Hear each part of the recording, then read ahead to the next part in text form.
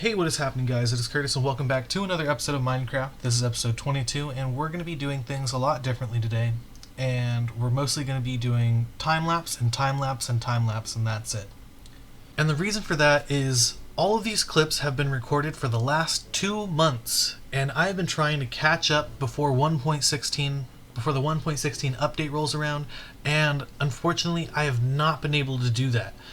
So what we're doing here today is we're going to go through a time-lapse of everything that's happened since the last episode up until where we are right now in the present. And, you know, I'm very sorry that it's going to have to be this way, but I really want to start making some 1.16 content right away. And to do that, we're just going to have to skip way ahead to where we are now. And so without any further ado, we're going to go ahead and just throw the clips on here. I'm going to talk over them and I'll give you the rundown of everything that's going on in this series so far. So to start off, what I did first was I went to go raid an ocean monument. I used a technique that I saw in Hermitcraft where they use TNT to blow up the wall instead of having to wait for yourself to dig it out, or to mine through the ocean monument. I did go exploring, I did raid it, I did kill all the Elder Guardians, I collected the treasure and all the sponges, and it was just a grand old time. I even started picking up a little bit of extra stuff so that I can make a conduit later, which would be very important way down the line. With the materials that I found at the ocean monument, I started setting up my conduit, and I had to keep going out of the water because I kept running out of breath, but you know, that's just how it goes. I'm really liking how it turned out down here. It's been really helpful ever since I put it down here. In the last episode, what I did was I started setting up this mob farm area, and so I finally finished it. I set up a little clock system so that the water will disperse later and will push mobs out into this little hole down here where they'll fall to their death. And so this will be like kind of like the AFK area where I would just sit here. And you can see from here we get quite a lot of loot from spiders, zombies, creepers, witches, skeletons. It's very important that we have this. And after a couple days of AFKing, I finally decided to start setting up the next section of my base. And so I set up this nice little wall area for the animals to reside in. I then started setting up this little dirt area with some grass to spread out for the sheep. And I surrounded it with some glass panes and some more dirt.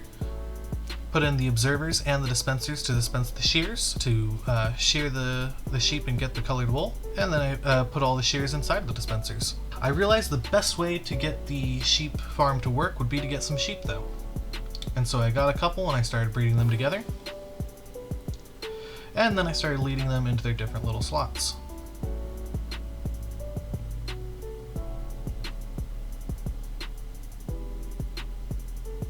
After which I collected all the dyes that I would need, and I started dyeing them, or at least the ones that I could reach, or at least the ones that had the fur, or the wool on them still. I set up the hoppers leading into the chest, and began setting up the collection system. Afterwards, I finished setting up the rest of the sheep, and I just had to wait to dye them. That was the only thing. Later I set up a cow farm, and then a pig farm, and then a chicken farm. While setting all that up, the patrols kept spawning in this area over here, and you can see from all the llamas and alpacas that these guys probably killed a lot of wandering traders. And to top it off, they also killed a lot of my villagers, unfortunately. Later I set up a very loud but very productive pickle farm, and then I started lighting the seafloor under my base. I found out that some trees out in the snowy biomes will be white when they spawn in, and that's pretty neat. Didn't know that before. And while doing the live stream, we noticed this, an illager outpost right out here, and we noticed that there's just a massive amount of illagers and illager captains and even a couple zombies. I decided to get a closer look by coming up here and ended up hitting the ground way too hard. I flew back on a spare elytra with some spare rockets and picked up all my stuff from the roof. There was a couple things that I was not able to get back, and I don't remember what it was exactly, but I know I missed something. Afterwards, I set up my respawn point up here, and I decided to take a glance down to see just what I would have to be dealing with. It looks like there's just a ton of them hanging around. They kind of reminds me of ants almost. And then I was shot off the side and died again. But luckily, my respawn point was up here so I could take even more fall damage. When I hopped down, I picked up at least my trident. I tried picking up some more, but there was just so many of them. And then I proceeded to die a whole bunch of times.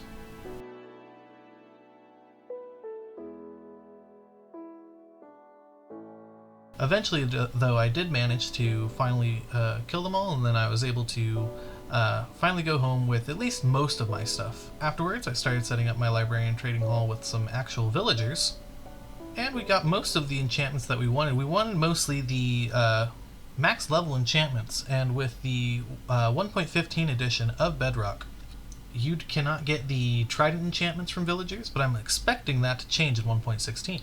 It took me a very long time to get this last one to get the enchantment that I wanted, which was Smite 5, and once I finally got it, I decided that I would start to actually decorate this place. So I set up some different prismarine staircase areas, and I touched it up with some lapis lazuli as well. And I think it looks really nice. I really like the prismarine color changing with it.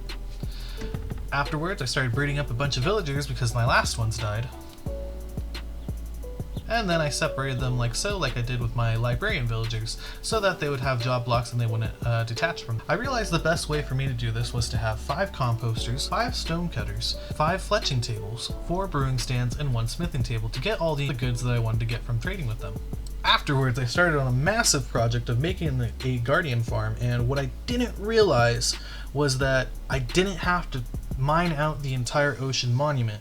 But unfortunately, that's what I did, and I ended up with this big open space of water, and to make sure the guardians weren't spawning in there, at least in 1.15, I put down soul sand in the bottom so that it would turn all that water above into some bubble columns, which the guardians can't spawn in. I know in 1.16 that they can, so this is going to have to change once we update. But as you saw before, we have a bunch of guardians in that little hole down there, and we're just going to be making it a guardian farm. And my first design, it was great. It did its job. We got a couple guardian kills, but then later on I decided that we were going to completely change it. And as you can see, the water now goes down like a slope, and that will help push the guardians down into this magma blocks. And that really changed everything. My next goal was to make a gold farm, and to do that we were going to need a lot of obsidian. So I went to the end and I started mining out one of these obsidian pillars. I made a big platform with water streaming into the middle and began setting up my nether portal frames. And each of these frames was either going to be 23 by 23 or 2 by 23, which would be in between each of the 23 by 23 frames.